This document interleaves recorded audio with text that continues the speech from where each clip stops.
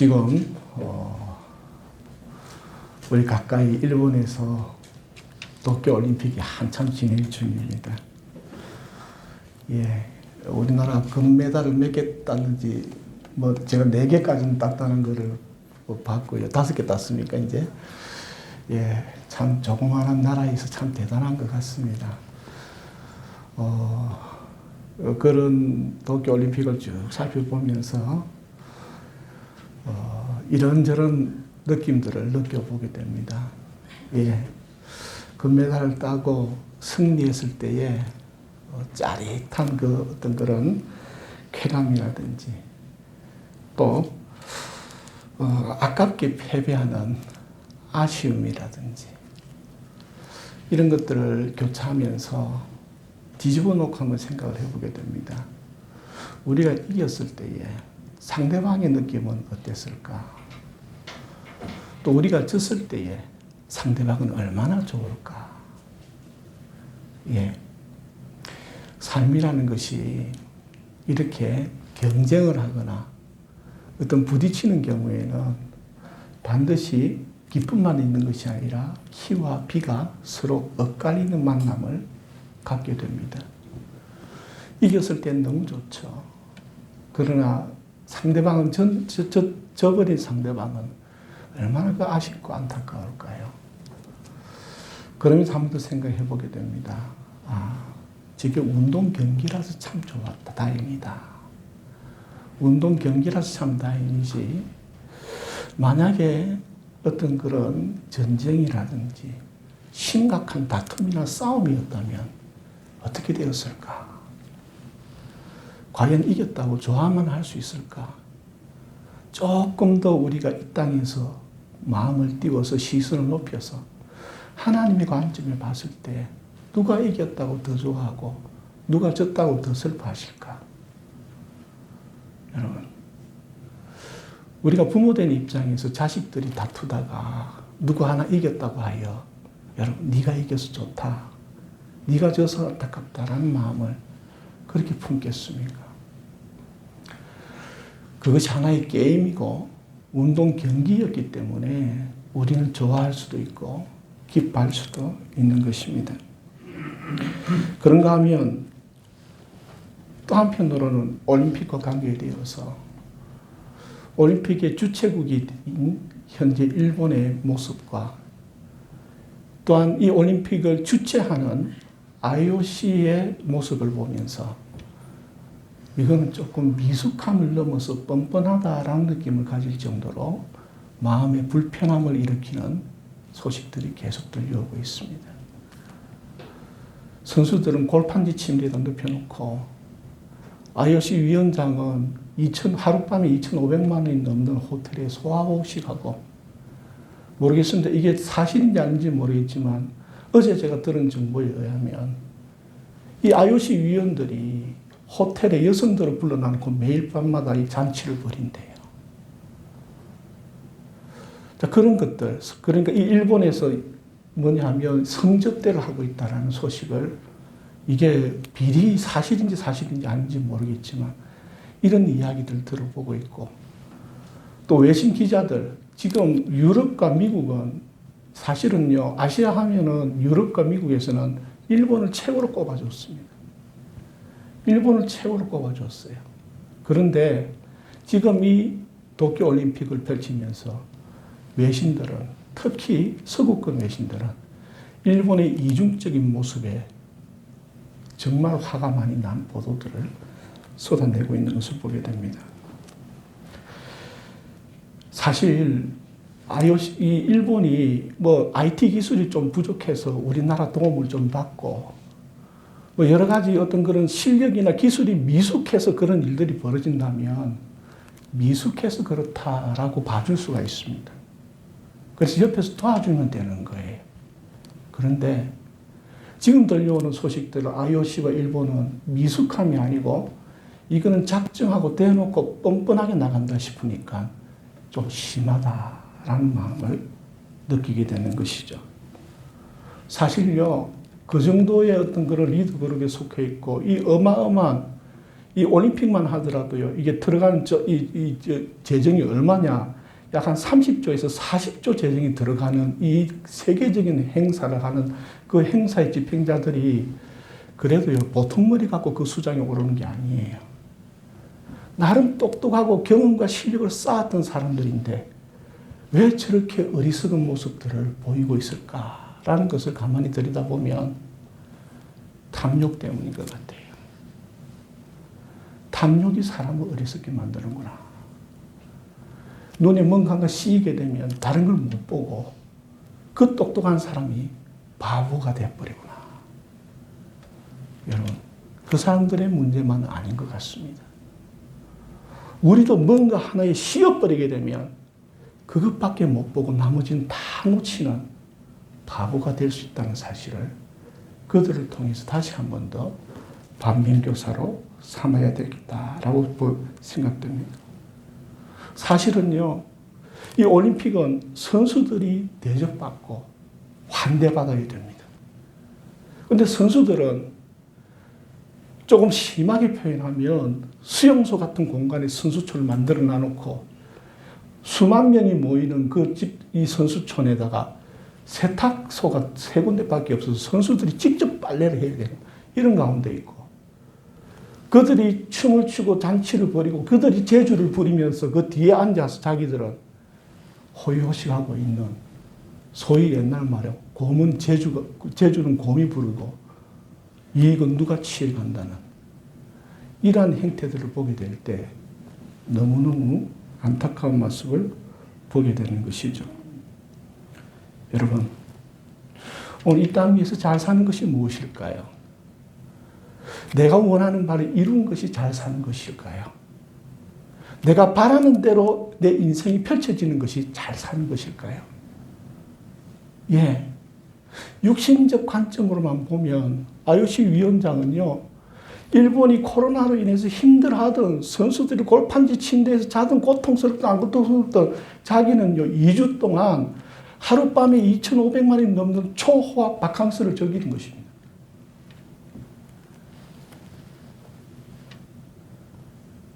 그래서 전 세계가 우려했던 그 올림픽을 누가 어려움을 당하고 누가 희생을 당하고 누가 고통을 당하든 상관없이 자기는 올림픽만 열면 훌륭한 2주간의 바캉스를 열고 그리고 남아있어서 나중에 계약을 딱 해놔놓으니까 수조 원의 수익을 IOC는 또 받아가는 것입니다. 자, 오늘 다시 한 번 더 생각해 보길 바랍니다. 하나님이 보시기에 너 참 똑똑하다. 너 참 머리 잘 썼다. 너 참 잘했다라고 평가하실 것인가? 오늘 요한계시록은요, 사실은 요한계시록은 1장부터 21장까지 전체 내용에서 그 배경을 보면 박해받는 교회의 이야기입니다. 유대인으로부터 박해를 받고 로마인들로부터 박해를 받는 이 양쪽에서 공격을 받아서 오고 갈 데 없는, 그리고 온갖 뭡니까? 이 유언비어와 그리고 음모와 근모술수들이 넘쳐나서 정말 그리스도인이라고 하면 아무런 문제가 없는 사람들임에도 불구하고 아주 나쁜 이상한 사람으로 취급당하는 그러한 환경 속에서 이 요한계시록이 쓰여졌던 것입니다. 그리고 그 박해받는 교회가 재미나게도요, 이 요한계시록이 1세기 말 2세기 초에 쓰여졌는데 이것이 잠깐 지나서 250년이 지나면 그때부터 어떤 일이 벌어지느냐? 상황이 바뀌어져서 박해받는 교회가 로마의 등을 잇고 박해하는 교회가 되어버립니다. 이제 예수 안 믿으면, 그리고 교황청과 그리고 기독교의 법률을 따르지 않으면 이제는 마녀 사냥을 할 정도로 어마어마한 역전이 일어나게 되는 것이죠. 오늘 요한계시록 읽을 때에 어떠한 배경에서 쓰여졌는가를 염두에 두고 이 책을 읽으시기 바랍니다. 왜냐하면 교회의 과거의 역사를 살펴볼 때에 박해받는 입장에서 이 요한계시록을 해석하지 않고 이제 로마의 힘을 얻고 그리고 종교의 권익을 얻은 힘 있는 자들의 관점에서 이 요한계시록을 읽어서 여기에 자기들의 문자적 해석에 맞지 않으면 사형을 처해버리는 박해한 교회가 될 수 있는 위험도 있기 때문인 것이죠. 오늘 요한계시록은 교회에 대해서 이야기합니다. 그리고 그 교회는 또 다른 이야기, 천국에 대해서 예언하는 것입니다. 그래서 요한계시록을 살펴보면 먼저 1장부터 3장까지는 1세기 소아시아 교회에 대한 이해와 소개를 보여주고 있습니다. 그리고 4장부터 5장까지는 천상의 교회, 천상교회에 대한 예시가 잠깐 보여지고 있습니다. 그리고 7장부터 20장까지는 고난과 환난 가운데 있는 교회의 모습을 보여주고 있습니다. 그리고 마지막에 20장, 21장은 하늘에서 내려온 천상, 하나님의 나라, 진정한 온전한 회복에 대한 온전한 모습의 교회의 모습을 또한 천국의 모습을 보여주고 있는 것이죠. 여러분들 참 정신없이 시간이 가는 것 같습니다. 세상에 할 일도 많고 또 우리를 유혹하는 일도 얼마나 많은지요. 여러분 텔레비전만 탁 켜면요 이거 정신없이 시간 가버립니다. 휴대폰만 탁 열보면은 이거 뭐 그냥 하루 날리는 거는 그냥 순식간입니다. 참 시간 보내기 좋은 세상 속에 살고 있습니다. 그러나 우리가 정신을 차려야 될 것입니다. 하루를 텔레비전을 보든 휴대폰을 보든 아니면 열심히 일을 하시든 그 하루를 어떻게 정신없이 시간 가는 줄 모르고 보냈다 하여도 그 삶이 과연 복된 삶이었고 가치 있는 삶이었는가라는 질문들을 놓치고 살아서는 안 된다라는 것이죠. 그렇습니다. 시간은 쉬지 않고 흐르고 있습니다. 그리고 이것을 다르게 표현하면 우리의 인생은 이 땅에 태어나는 그 순간부터 단 한 번도 멈추지 않고 흐르고 있다는 사실입니다. 이 사실을 기억하십시오. 이 흐르고 있는 이 시간이 언젠가는 끝나는 시점이 있다는 사실을 기억하면서 내가 멈출 수도 없고 내가 느릴 수도 없는 이 주어진 시간의 삶 속에서 정말 내게 오늘 주어진 이 시간을 어떻게 잘 보낼 것인가를 깨어있게 만드는 것이 바로 하나님의 말씀이다라는 것이죠. 여러분 어디를 향해 가고 계십니까? 여러분이 가지 않아도요. 여러분이 아무 데도 가지 않고 아무것도 하지 않아도 여러분의 시간과 인생은 어디론가 계속 흐르고 있습니다. 그것을 기억하십시오. 쉬지 않고 흐르는 이 인생과 시간이 언젠가는 끝날 날이 오게 된다는 것입니다. 그러면서 다시 한 번 더 여러분을 돌이켜보시기 바랍니다. 나는 어제 하루 동안에 무슨 생각하며 살았는가? 여러분, 아침에 일어나시든 잠자리에 들기 직전이든 내가 오늘 하루 동안 내가 무슨 생각하고 살았고 무슨 일을 하고 살았는가? 하루하루를 한번 돌이켜보는 시간들을 가지시기를 바랍니다. 그리고 지금 나의 마음과 생각을 사로잡고 있는 것이 무엇인가? 그리고 나를 움직이게 만드는 것이 무엇인가를 한번 점검해 보시기 바랍니다. 혹시 나는 욕망과 함께 살고 있지는 않습니까? 아니면 혹시 나는 하나님의 말씀과 함께 살아가고 있습니까? 나의 마음과 나의 행동을 움직이게 만드는 것이 나의 욕망인지 하나님의 말씀인지를 한번 돌이켜보는 시간이 되기를 권면합니다. 여러분, 우리의 인생이 위대하고 대단하진 않지만 오늘 하루도 내 삶의 삶 속에 말씀이 함께하는 삶이 되기를 축복합니다.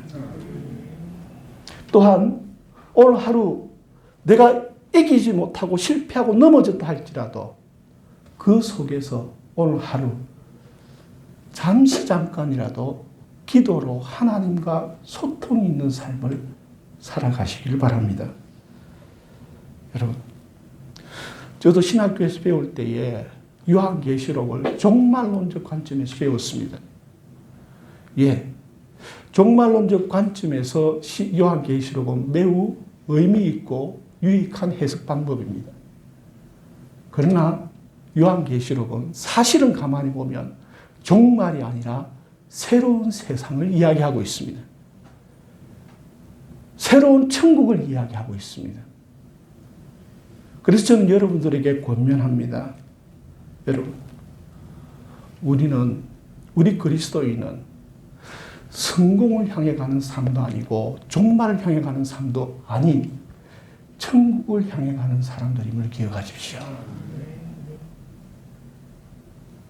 성공은 천국이 아닙니다. 종말도 천국이 아닙니다. 예수 그리스도께서 우리에게 약속하셨고 예수 그리스도께서 우리에게 성령을 주셔서 우리를 구원하시는 그곳은 성공도 종말도 아닌 천국임을 기억하고 우리의 삶이 내 목적 달성, 내 욕구 충족, 이 땅 위에서 내가 세운 목표나 꿈의 성취가 아니라 천국을 향해 가시길 바랍니다. 천국을 향하는 길 속에 오늘 요한계시록을 시작하면서 오늘 읽은 본문 말씀은 이렇게 말씀합니다. 이 예언의 말씀을 읽는 자와 듣는 자와 그 가운데 기록한 것을 지키는 자는 복이 있나니 때가 가까움이니라. 여러분, 말씀을 읽으십시오. 아무리 바빠도요, 말씀 하루에 한 장 정도는 읽으셔야 됩니다. 하루에 한 장 읽는 거, 좀 긴 장을 읽는다 했을 때, 시편 119편이 가장 긴데, 그건 한 10분 정도 걸려요. 그런데 나머지 장은요, 5분이 안 걸려요. 여기서 뭔가 얻어내려고 하지 마시고요.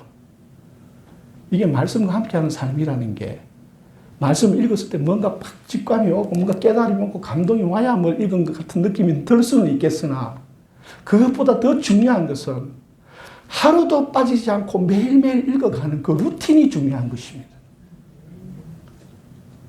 여러분, 사람이라는 게요, 제가 책을 꽤 제법 읽었습니다. 제법 읽었는데 그거 머릿속에 기억되는 거 별로 없어요. 다 그냥 콩나무 시루에 물 붓듯이 다 흘러내린 것 같아요. 다 흘러내린 것 같지만 끊임없이 반복해서 꾸준히 읽다 보니까요, 이게요, 나도 모르게 그 뭔가 무의식 속에 들어있는 것을 느끼게 됩니다. 그래서 어느 순간에 필요할 때 탁탁 튀어나와요. 하나님 말씀을 여러분 무리하지 마시고 하루에 10장씩 읽겠다. 하루에 10장씩 읽겠다. 여러분 그거 다 현대인들 바쁘시니까 빠지지 말고 하루에 한 장씩만 읽으시길 바랍니다. 말씀을 가까이 하시고 매일매일 접촉하는 게 중요해요.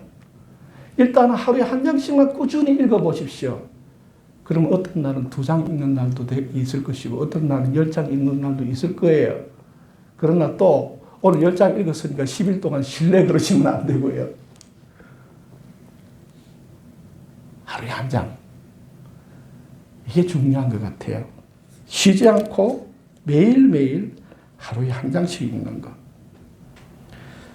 여기에서 또 두 번째로 이야기하는 게 읽는 자뿐만 아니라 두 번째 듣는 자라고 이야기합니다.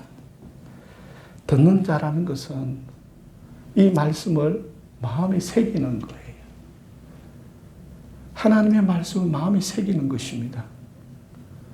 하루를 살면서도 하나님의 말씀을 떠올리면서 그 말씀을 생각하면서 하루를 살아가는 것입니다. 그렇다고 하루 종일 되진 않습니다. 그럼에도 잠깐 틈이 날 때마다 하늘을 바라보면서 하나님의 이름과 주님의 이름을 부르고, 그리고 내가 주님의 은혜 가운데 주님이 주신 삶을 내가 지금 여기에서 살아가고 있음을 느껴보시길 바랍니다.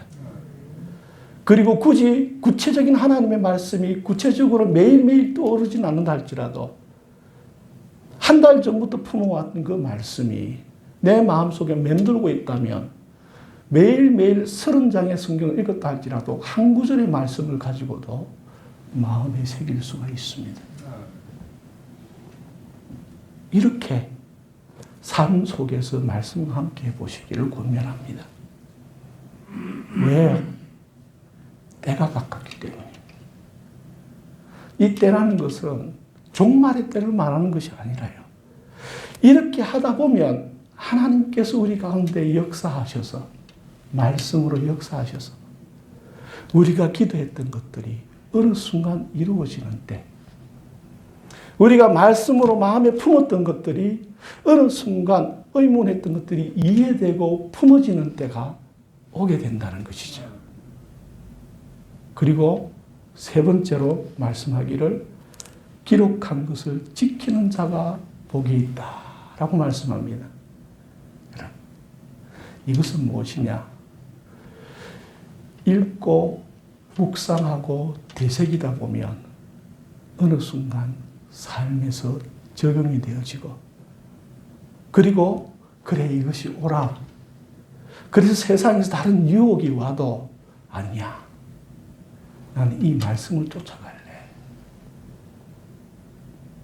마치 뱀이 하와에게 찾아왔을 때 보암직하고 먹음직스러운 합리적인 것들을 제시한다 할지라도 아니야. 나는 주님이 허락하신 것만 취할 것이다. 라는 삶의 결단이 우리 속에 채워지게 된다는 것이죠. 논어에 보면 이런 말이 있습니다. 공자가 말을 했는데요. 공자가 이렇게 말을 했습니다. 함께 배울 수는 있어도 함께 도에 이를 수는 없고, 함께 도에 이르렀다 하여도 함께 도를 확립할 수는 없고, 함께 도를 확립할 수는 있다 하여도 함께 권도의 경지에 이를 수는 없다. 이게 뭐냐면 성장의 단계를 설명하고 있습니다. 훌륭한 스승 공자 밑에서 똑같이 도를 배웠습니다. 똑같이 도를 배웠지만 모든 학생이 다 도를 깨치고 이르지는 못한다는 것입니다. 왜 그럴까요? 지능의 차이고 재능의 차이일까요? 아닙니다. 꾸준함의 차이입니다. 꾸준히 이르지 않았기 때문에 시작은 같이 했으나 마지막에 이르는 사람은 다가 아니더라는 것이에요. 하나님 말씀과 꾸준히 함께 할 때에 끝까지 주님과 함께 할 수 있다는 사실입니다. 매일매일 빨리 가는 것, 올림픽에서 이기고 지는 것 별 중요하지 않습니다. 여러분, 세상에서 성패의 결과에 너무 연연해하지 마십시오. 여러분, 이길 때도 있고 질 때도 있는 것입니다.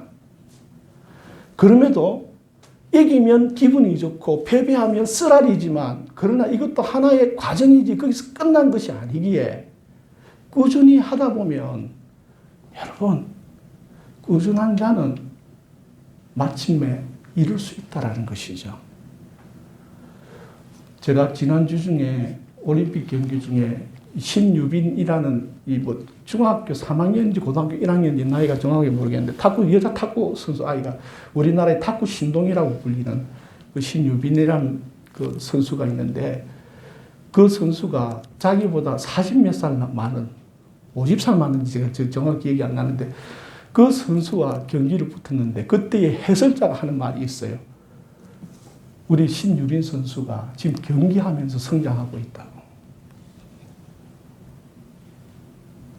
지금 신유빈 선수가 지금 처음에 시작할 때보다 중간 넘어서고 후반으로 갈수록 성장하고 있다라고 이야기를 합니다.